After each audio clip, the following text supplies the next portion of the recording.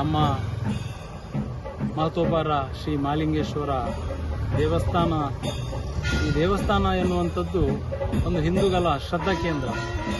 ಈ ಒಂದು ಶ್ರದ್ಧಾ ಕೇಂದ್ರದಲ್ಲಿ ಯಾವಾಗಲೂ ನೋಡಿದರೆ ಅಲ್ಲಿ ಶ್ರದ್ಧೆಗೆ ಮಾತ್ರ ಮಹತ್ವ ಇರುವಂಥದ್ದು. ಅದು ಬಿಟ್ಟು ಅಲ್ಲಿ ರಾಜಕೀಯದ ವ್ಯವಸ್ಥೆಗಳು ಯಾವತ್ತೂ ಕೂಡ ಮಾಡುವಾಗಿ ಇರುವುದಿಲ್ಲ. ಯಾಕೆ ಹೇಳ್ತಿದ್ದೇನೆ ಅಂತ ಹೇಳಿದ್ರೆ, ಇತ್ತೀಚಿನ ದಿನಗಳಲ್ಲಿ ನಮ್ಮ ಪುತ್ತೂರು ಮಹಾಲಿಂಗೇಶ್ವರ ದೇವಸ್ಥಾನದ ಸಭಾಗೃಹದಲ್ಲಿ ಮಹಿಳಾ ಕಾಂಗ್ರೆಸ್ ಸಮಾವೇಶವು ನಡೆದಿರುವಂಥದ್ದು ನಮಗೆಲ್ಲರಿಗೆ ತಿಳಿದು ಬಂದಿದೆ. ಇದನ್ನು ವ್ಯವಸ್ಥಾಪನಾ ಸಮಿತಿಯವರಿಗೆ ಗೊತ್ತಿದ್ದು ಕೊಟ್ಟಿದ್ದಾರೆ, ಗೊತ್ತಿಲ್ಲದೆ ಕೊಟ್ಟಿದ್ದಾರೆ, ನಮಗೆ ಗೊತ್ತಿಲ್ಲ ಅಂತ ಅಲ್ಲಿ ಕಾರ್ಯಕ್ರಮ ಆದದಂತೂ ಸತ್ಯ. ನಾವು ಇದನ್ನು ಮಹಾಲಿಂಗೇಶ್ವರ ಭಕ್ತಾದಿಗಳಾಗಿ, ನಾವು ಹಿಂದೂಗಳಾಗಿ ಇದನ್ನು ತೀವ್ರವಾಗಿ ನಾವು ಖಂಡಿಸ್ತೇವೆ.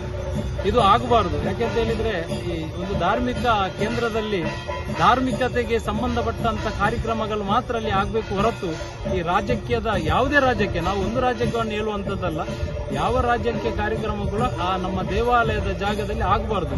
ಇದು ಕಾನೂನಲ್ಲೇ ಇದೆ. ಇದು ಕೇವಲ ಇದು ನಾವು ಹೇಳುವಂಥದ್ದು ಮಾತ್ರ ಅಲ್ಲ, ಇದು ಕಾನೂನಲ್ಲೇ ಕೂಡ ಇದೆ. ಹಾಗಾಗಿ ಇದನ್ನು ನಾವು ತೀವ್ರವಾಗಿ ಖಂಡಿಸಿದ್ದೇವೆ.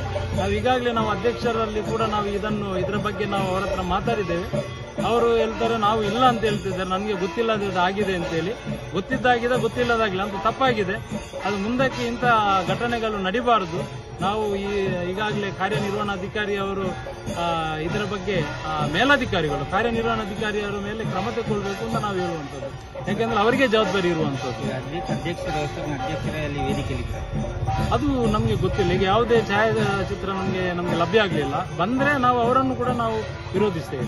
ತಪ್ಪು ಮಾಡಿದರೆ ಯಾರಾದರೂ ಅದು ತಪ್ಪೇ. ಮತ್ತೆ ನಮ್ಮ ಮಹಾಲಿಂಗೇಶ್ವರ ಸಂರಕ್ಷಣಾ ಸಮಿತಿಯಿಂದ ನಾವು ಎಲ್ಲರೂ ಅದನ್ನು ನಾವು ವಿರೋಧಿಸ್ತೇವೆ.